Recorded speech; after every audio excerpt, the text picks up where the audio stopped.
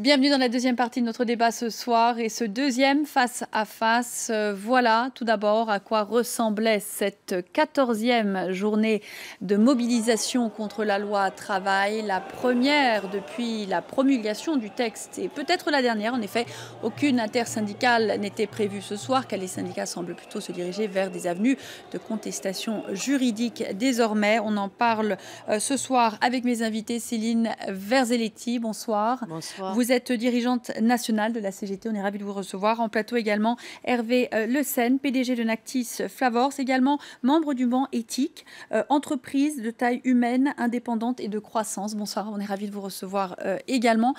Tout d'abord, c'était la première mobilisation finalement, Céline Verzelletti, depuis la promulgation de la loi. Pourquoi descendre dans la rue alors que ça y est, c'est un fait, la loi existe ? Écoutez, enfin, la loi, le projet de loi existait aussi, hein, c'était un projet.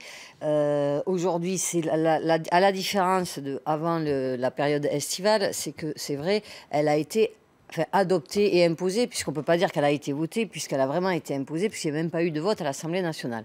Donc, cette loi, maintenant, elle a toujours, en tout cas, encore de très nombreux citoyens et citoyennes sont en désaccord avec cette loi et pensent en effet, et ils ont raison d'ailleurs, comme nous tous et nous toutes qui avons manifesté. Je trouve qu'on était assez nombreux et nombreuses aujourd'hui pour un redémarrage dans une dynamique quand même. C'est la 14e journée de mobilisation.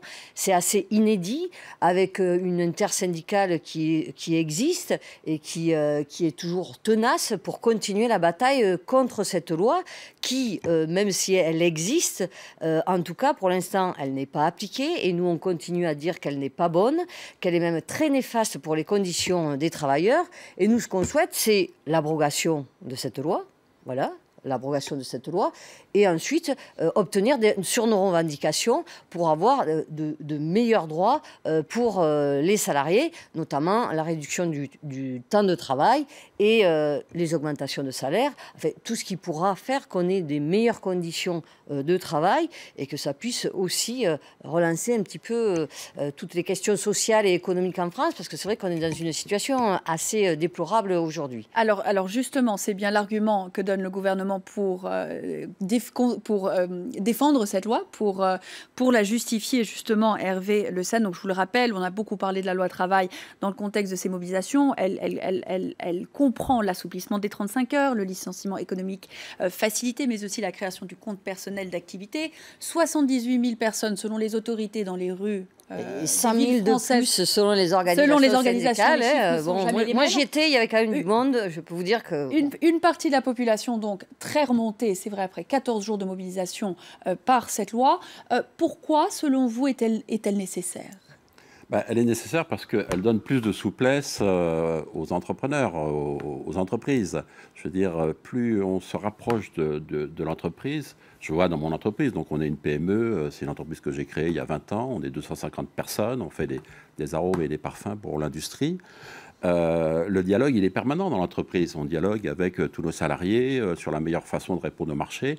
Et les salariés savent très bien qu'il y a des points d'activité, qu'il y a des baisses d'activité, que des fois, on n'a pas beaucoup de travail, mais d'autres fois, il faut au contraire mettre tout le monde met la main à la pâte. Donc, et ça, vos salariés le comprennent. Bien sûr, absolument. C'est pour ça qu'il faut donner plus de responsabilité aux accords d'entreprise. C'est dans l'entreprise que ça se passe. C'est dans l'entreprise que les gens sont les mieux placés pour réfléchir à la meilleure organisation du travail. Enfin, c'est le bon sens. Je veux dire, vous vous adressez à tous les chefs d'entreprise, qu'ils soient des petites entreprises, des moyennes, des grandes. Tout le monde demande ça. Et regardez tous les pays étrangers. Tous les pays étrangers adoptent un code du travail plus allégé, avec de meilleures garanties, oui, après, pour les salariés. Ça ne donne pas forcément de bons résultats, parce que vous donnez justement des exemples. Pourquoi ne pas laisser les entreprises, justement, décider entre elles, des PME, où les patrons et les salariés peuvent décider de la nécessité de travailler plus à un certain moment, moins à d'autres moments, de travailler ensemble vers un but. Pourquoi ne pas faciliter justement le travail des entrepreneurs qui essaient de faire quelque chose pour les emplois en France ? certaines entreprises, alors peut-être que certaines entreprises, que ce soit pour les PME et les TPE, certains entrepreneurs essayent de faire mieux, mais quand on regarde certaines grandes entreprises, on n'a pas l'impression que leur volonté, justement, c'est de faire mieux, parce que, par exemple, lorsqu'on injecte énormément, d'ailleurs, d'argent public dans les grosses entreprises, dernièrement, il y a eu des aides, à peu près 40 milliards d'euros ont été donnés aux entreprises. Elles s'étaient engagées à créer de l'emploi, ce n'est pas du tout ce qui a été fait. Donc l'argent qui est injecté dans les entreprises n'est pas utilisé pour créer de l'emploi, n'est pas utilisé pour augmenter les salaires, n'est pas utilisé quelque part pour l'économie et pour le social dans notre pays. Par contre, on a l'impression, enfin c'est même pas qu'on a l'impression, c'est même à mon avis une assurance, c'est qu'elle sert à multiplier les dividendes des actionnaires. Donc c'est pour donner un peu plus d'argent, pour mettre un peu plus d'argent dans les poches des actionnaires. Donc ça, nous, on n'est absolument pas d'accord. Si c'était pour relancer la production, si c'était pour investir dans la recherche, dans du nouveau matériel et en effet dans les salaires, parce qu'à un moment donné, les consommateurs, c'est qui? C'est bien nous. Et si vous voulez qu'on consomme, il faut bien que vous nous payiez correctement. Et ensuite, nous, on fait un travail. On veut faire en effet, les salariés, on veut faire un travail correct, mais il faut aussi qu'il y ait une reconnaissance et des salaires dignes. Donc, moi, si on n'est pas actuellement, en tout cas, je pense qu'il n'y a jamais eu autant d'aides publiques vis-à-vis des entreprises. Et ça ne revient pas jusqu'aux salariés. Ça ne revient pas jusqu'aux salariés et ils n'utilisent pas cet argent pour créer de l'emploi. Donc c'est quand même un problème.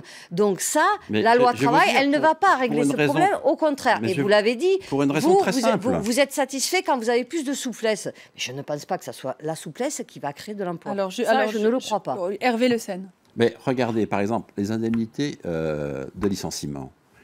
Mettez-vous à la place d'un chef d'entreprise qui veut embaucher. Moi, c'est mon cas. Il y a des salariés qui partent à la retraite, j'ai besoin d'embaucher, c'est naturel. Mais si, au bout de quelques années, vous vous rendez compte qu'il y a une baisse d'activité et que vous êtes obligé de licencier, vous avez une menace, vous ne savez pas le coût que ça va représenter pour l'entreprise. Donc le plafonnement des indemnités de licenciement, c'est du bon sens. Alors que ça soit 10 mois, 15 mois, à la limite, peu importe, mais au moins qu'il y ait un minimum, un maximum, pardon, de façon à savoir ce que l'entreprise devra payer. Et donc, pour vous permettre d'embaucher. Ce qui est gênant dans ce débat, c'est que plus on monte dans la hiérarchie patronale ou syndicale d'ailleurs, moi je suis un petit patron de base, c'est que chacun est en posture. On est tous, je dirais, bridé par cette posture nationale d'effet de manche, de manifestations, 14 manifestations. Pourquoi est-ce qu'on n'essaye pas de dialoguer? Pourquoi est-ce qu'on n'essaye pas de se mettre autour d'une table? Depuis le début de cette loi, on a demandé à être consulté, on a demandé à être autour d'une table. Mais le gouvernement a refusé systématiquement. Pourquoi ne pas essayer de l'amender? Pourquoi l'abroger? Il y a de bons éléments dans la loi. Parce que cette loi n'est pas bonne et qu'on ne nous a pas concertés dès le départ. À un moment donné, si on veut parler véritablement de dialogue social, il faut que tout le monde soit autour d'une table. La loi a beaucoup changé depuis le début. Non, mais en tout cas, nous, on ne nous a absolument pas entendus sur nos revendications. Elle a été beaucoup changée parce que si on manifeste aujourd'hui, et c'est quand même la 14e journée de manifestation, si on fait grève, c'est pas par plaisir, parce que nous, on a autre chose à faire aussi. Donc, nous, on veut avancer. Par contre, ce dont on est persuadé, c'est que cette loi, elle va avoir, parce que nous, on n'est pas sur des postures, parce qu'elle va avoir des conséquences très concrètes sur notre quotidien, nous, salariés. Parce que demain, on peut gagner moins, travailler plus, sans que pour autant, on soit assuré de la pérennité de l'entreprise, en plus. Donc, je veux dire que par exemple, ça va réellement avoir une incidence sur notre quotidien. Déjà qu'aujourd'hui, on a quand même un pouvoir d'achat très bas. Sur ces problèmes de fermeture d'entreprise, au mouvement éthique, comme dans d'autres mouvements patronaux d'ailleurs, on a aussi des idées. Et je suis persuadé que chez vous, à la CGT, il y a aussi plein d'idées. Par exemple, une des idées, pourquoi ne pas essayer de créer des réseaux d'entreprises par bassin d'emploi entre des grandes entreprises, des moyennes, des petites, des entreprises de nouvelles technologies, des entreprises traditionnelles, donc un réseau, de façon à ce que le salarié qui est menacé par une baisse d'activité puisse retrouver du travail dans une autre entreprise, qu'on anticipe la formation du salarié pour pouvoir lui proposer un autre travail au sein de ce bassin d'emploi. Je pense qu'il faut se poser... Ce genre de proposition toute bête, toute concrète. Nos amis allemands, mon épouse est allemande, donc je connais un petit peu le sujet en Allemagne. Les entreprises en Allemagne ont la chance d'avoir des patrons et des syndicats qui discutent beaucoup plus. Qui travaillent ensemble. Et qui travaillent ensemble. C'est ça qui nous manque en France. Il faut travailler ensemble, il faut dialoguer. C'est ça qui nous plombe. On est tout à fait favorable au dialogue. Ça, c'est très clair. Et je le répète, justement, particulièrement sur cette loi, on a toujours demandé à être reçu et à être entendu et à pouvoir discuter sur les différentes propositions. Et nous avons des propositions. Nous les avons posées sur la table de la ministre du Travail. Elle n'en a rien fait. Le début de cette loi, l'élaboration de cette loi, vous dites qu'aujourd'hui, ce n'est pas du tout la même que celle qui a été présentée au départ. Mais sincèrement, sur le fond, si, c'est exactement la même. Donc, à part quelques détails, je dirais, mais qui ne modifient en rien, justement, le fondement de cette loi, rien n'a bougé. Donc, vous avez des salariés qui sont dans la rue. Pour la 14e mobilisation, ça fait 6 mois qu'on est en conflit et ça ne sera pas la dernière mobilisation. Alors, contrairement à ce que tout le monde dit, ça ne sera absolument pas la dernière mobilisation. Ça, c'est très clair. Et nous mènerons une bataille sous différentes formes. C'est-à-dire que ça sera dans la rue, ça sera des recours juridiques, parce que je pense qu'il y aura des mesures qui seront anticonstitutionnelles. Ça sera des batailles aussi au niveau des règles et des conventions internationales, parce qu'on contrevient aussi aux règles internationales. Et ça sera aussi dans l'entreprise. Vous l'avez dit, parce qu'en effet, dans l'entreprise, on ira discuter, mais je pense qu'on sera obligé de créer un rapport de force pour éviter que le patronat nous impose des reculs sociaux, parce que ce ne sont pas les reculs sociaux qui amèneront une croissance ou du mieux pour tout le monde d'ailleurs. Tout ça me fait penser, par exemple, aux manifestations qu'il y a eu sur la retraite à 60 ans. Rappelez-vous, il y a des manifestations, je ne sais combien, un peu comme maintenant, sur la retraite à 60 ans. Enfin, aujourd'hui, je discute avec tous les salariés, aujourd'hui, tout le monde s'accorde à dire qu'on ne peut pas garder une retraite à 60 ans. Non, vous ne pouvez pas dire ça à tout le monde. Non, mais parce que le monde évolue, parce que la durée de vie augmente tous les jours. Vous ne parlez qu'à des chefs d'entreprise. Mais non, je discute avec mes salariés, je discute avec des syndicalistes. Avec la majorité des salariés. Vous voyez, au lieu de voir la réalité en face. Est-ce que vous croyez que si vous faites travailler plus longtemps les salariés, ça va créer de l'emploi? Non, bien au contraire. On est en train de faire travailler plus longtemps les salariés alors qu'il y a déjà du chômage. Les gens vivent jusqu'à 90 ans. Il y a énormément de personnes privées d'emploi. Non mais attendez, je ne sais pas. Et pourquoi une loi égale pour tous? Vous savez qu'il y a des métiers qui sont très difficiles. Alors là, d'accord. Alors là, le gars qui travaille dans le bâtiment, il devrait même partir à 50 ans. Absolument. Oui. Je suis tout à fait d'accord. Énormément de métiers mais difficiles. La personne qui travaille et il y a des salariés qui ne profiteront dans des bureaux, jamais dans de la retraite. Et qui veut continuer à travailler toute leur vie. Sur la question, vous parliez à l'instant de ces recours juridiques. Effectivement, on s'attend à une bataille qui se décale légèrement, qui quitte la rue et qui aille surtout sur le juridique. C'est ce qu'ont annoncé les syndicats. Jusque-là, ne craignez-vous pas tout de même, dans les mois à venir, on se dirige, selon les sondages, vers une alternance. On imagine parfaitement que si la droite revenait au pouvoir, elle amènerait des lois, proposerait des lois qui iraient beaucoup plus loin encore que la loi du travail. C'est un timide début, finalement, des réformes à venir. Ah ben alors là, ça serait assez catastrophique, ça l'est déjà. Hein. Nous, de toute manière, le rapport de force, il se crée et dans la rue et dans les entreprises. Donc, de toute manière, quel que soit le gouvernement, à partir du moment où le gouvernement, qu'il soit dit de gauche ou de droite, de là où on veut, à partir du moment où il nous impose des réformes qui ne sont pas bonnes pour nos conditions de travail et de vie, forcément qu'on fera tout pour faire en sorte que ces lois soit ne soient jamais adoptées, soit ne soient jamais appliquées. Enfin, c'est le bon sens. Vous parlez de bon sens, mais enfin, qui veut demain travailler dans de moins bonnes conditions, être moins bien payé et travailler plus longtemps? Au contraire. Personne. Il n'est pas question de ça. Donc nous, le problème numéro un en France, c'est le chômage. C'est le chômage. Attendez, le problème numéro un, il y a 5 millions de chômeurs. Il faut trouver des solutions. Nous avons des propositions pour régler en partie les problèmes de chômage. Il faut que les entrepreneurs n'aient plus peur de recruter. Il ne faut pas qu'ils aient au-dessus de leur tête une épée de Damoclès en se disant moi, j'ai si un jour du mal à entendre baisse, ce genre d'argument. Mais bien sûr, parce qu'en fait, ce que vous dites et ce que beaucoup disent, c'est qu'il faut mieux licencier pour mieux embaucher. Vous croyez que ça fait plaisir aux chefs d'entreprise de licencier? Moi, je ne trouve pas que ça soit du bon sens. C'est pour ça qu'on propose ce genre de réseau d'entreprises où des grandes, des petites et des moyennes se mettent ensemble pour proposer une gamme de travail, une gamme d'activités et anticiper. Par exemple, cette usine de Belfort, je veux dire, il y a 10 ans qu'on aurait dû anticiper la fermeture de cette usine et trouver dans ce bassin d'emploi, au niveau de la région, d'autres entreprises, d'autres emplois. Pourquoi cette entreprise a accepté les aides publiques ? Sachant qu'aujourd'hui, il y a eu des aides publiques qui ont été versées à cette entreprise et normalement, elle aurait dû s'engager justement à soit perdurer en tout cas et à créer de l'emploi. Et au contraire, comme la plupart des entreprises, donc elle a eu de l'argent. Notre argent, c'est l'argent des contribuables. Et au finalement... Moi, je pense qu'il faut qu'elle rende cet argent. Non, mais alors, je pense que ça fait partie quand même des problématiques. Il y a énormément d'argent donné pour des entreprises qui, finalement, ferment la porte ou restructurent ou licencient. Enfin, c'est assez catastrophique comme façon de faire. Donc ça, c'est de l'argent jeté par la fenêtre. Et on a pourtant besoin de beaucoup d'argent, vous l'avez dit. Donc réinvestissons justement dans les entreprises qui créent de l'emploi, dans le service public.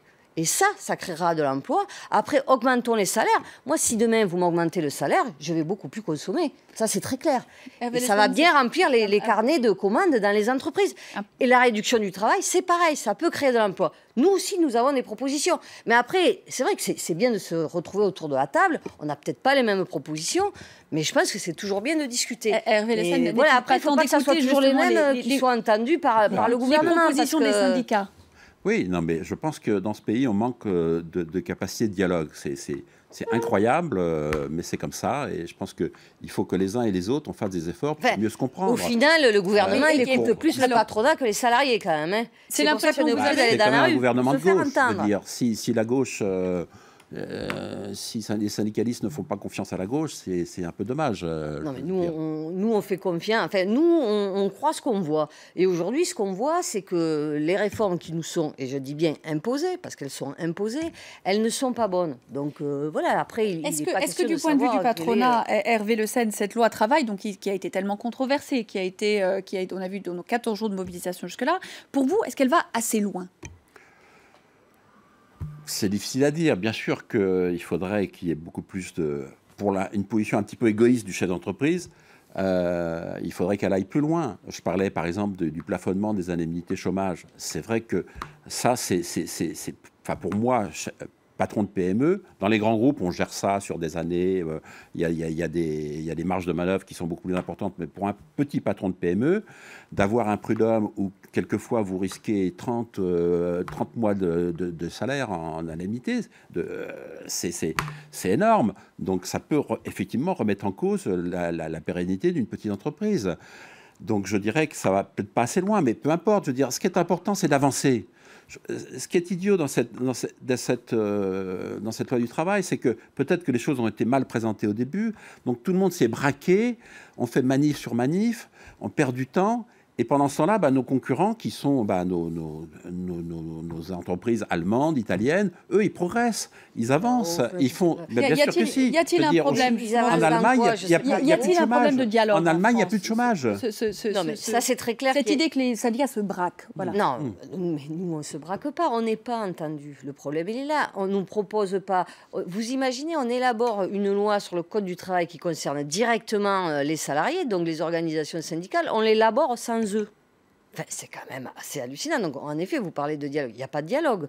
Un gouvernement élabore une loi qui va impacter particulièrement le code du travail, comme je l'ai dit, qui va avoir des incidences directes sur nos vies et nos conditions de travail. On n'est pas consulté parce qu'on n'est certainement pas suffisamment... je ne sais pas, moi, on nous prend vraiment pour des imbéciles. Et lorsqu'on dit, nous... on veut être autour de la table parce que nous avons des revendications, ou lorsque nous disons nous ne sommes pas d'accord, on nous dit vous ne comprenez rien, de toute manière, vous, c'est bien pour vous, taisez-vous et subissez. Eh bien non. Et nous ne voulons pas nous taire et nous ne voulons pas subir. Parce que nous nous estimons suffisamment intelligents pour nous retrouver autour d'une table, que ce soit avec le patronat ou le gouvernement, pour discuter de choses qui nous concernent. Mais vous n'avez pas l'impression d'être plus écouté aujourd'hui par le gouvernement actuel que vous ne l'étiez avec des gouvernements de droite ? Ça fait plusieurs... là, on vit des périodes difficiles dans le sens où même le gouvernement précédent ne nous écoutait pas plus. Et c'est vrai que voilà, on a vraiment besoin de tous nous unir au niveau des entreprises, au niveau des salariés, et de discuter. Et c'est pour ça que nous, on dit, retrouvons-nous tous en Assemblée générale, discutons pour savoir comment et quoi faire pour réellement être entendu et pour réellement porter, mais alors le plus largement possible et avec le plus de force, nos revendications. Parce qu'on a des propositions. Si on disait juste, écoutez, non, nous, on ne veut pas ça. Si on a des propositions, je le redis, augmentation du salaire, augmentation du SMIC, réduction du temps du travail et surtout une autre utilisation de l'argent public par les entreprises publiques. Et après, le gouvernement, je pense qu'il se doit aussi de mener une autre politique, que ce soit une politique industrielle ou vis-à-vis aussi des services publics. Donc, il y a énormément de points sur lesquels on pourrait discuter et sur lesquels nous, on a vraiment des propositions. Alors, on va voir justement ce qu'en disent les internautes et à quel point, par les médias, cette dernière mobilisation, la 14e, je vous le rappelle, a été suivie aujourd'hui.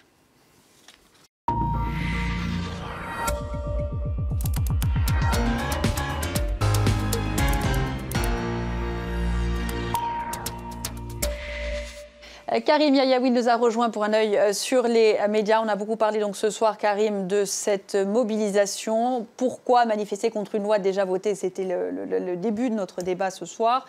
Et l'une des questions récurrentes sur les réseaux sociaux. Alors c'est vrai que c'était une des questions qu'on a beaucoup vu partagées, posées par les internautes. Et il y a ce dessin qui l'illustre en quelque sorte, un dessin de Na, évidemment, avec humour. Une nouvelle manifestation contre la loi travail avec un CRS qui dit à un manifestant, t'es sûr de vouloir te faire tabasser pour une loi déjà votée. Il y a aussi cette image, puisque même parmi les manifestants, on parle au passé en quelque sorte avec ce manifestant qui s'est déguisé en capital ou en capitaliste, avec cette petite pancarte, j'ai tué le code du travail, une façon de dire que les choses sont déjà bouclées. Et puis certains ironisaient sur le fait que la dernière manifestation datait du 5 juillet.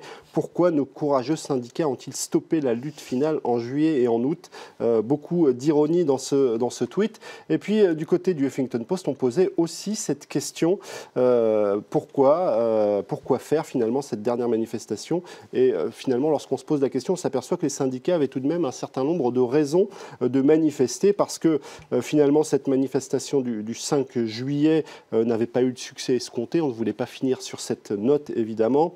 Et puis une manifestation qui marque aussi une volonté de continuer le combat, vous l'avez évoqué dans ce débat, dans le domaine juridique. Du côté de Force ouvrière notamment, on entend multiplier les recours juridiques. On en parle sur le site internet de la Tribune à travers l'analyse d'Emmanuel Doquès, professeur de droit à l'Université de Nanterre, qui considère que ce n'est pas du tout absurde, par exemple, d'emmener la contestation devant le Conseil constitutionnel, même si ça risque d'être hautement aléatoire. Alors évidemment, sur les réseaux sociaux, on a aussi beaucoup évoqué l'ambiance parfois tendue de cette manifestation. Le journaliste David Perrotin, qui travaille pour BuzzFeed, évoque une manifestation sous tension. Cette autre journaliste, Elsa Perriger, qui, elle, travaille du côté de l'AFP, évoque des forces de l'ordre prises à partie. C'était boulevard du Temple. Mais il y a une image en particulier qui a fait le tour des réseaux sociaux. C'est celle-ci, une image impressionnante d'un CRS blessé, brûlé à la jambe. Une image qui a fait le tour des réseaux sociaux. Et évidemment, ça a suscité beaucoup de réactions. Même ceux qui considèrent que cette manifestation était justifié et nécessaire, trouve bien dommage, quelle horreur, écrit Jean-Pierre Dutillon, que cette manifestation ait conduit à cette image.